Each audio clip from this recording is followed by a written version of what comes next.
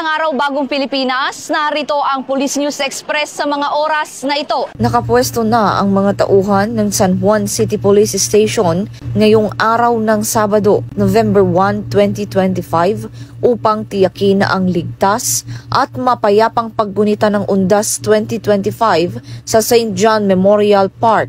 Maagang naglatag ng seguridad ang kapulisan upang masiguro ang kaayusan at kaligtasan ng mga residenteng dadalaw sa kanilang mga yumaong mahal sa buhay.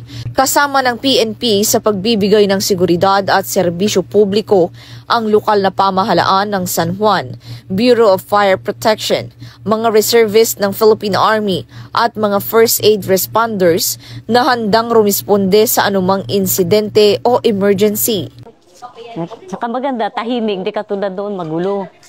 Ngayon, yung mga kapulisan natin, umiikot. Kaya naiiwasan yung mga gulo, bawal ang yung mga kabataan na loko.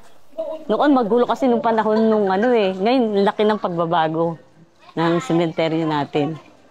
Okay, yung serbisyo nila. Papasalamat ako sa mga kapulisan na mga umiikot dito dahil yung service nila, binibigay nila the best sa mga kababayan. Tinitiyak ng San Juan City Police Station na mananatili sa paligid ng sementeryo ang kanilang mga tauhan upang gabayan ang publiko at ipatupad ang mga pinapatupad na alituntunin para sa isang ligtas, maayos at mapayapang Undas 2025. Mula rito sa St. John Cemetery dito sa San Juan City, Manila.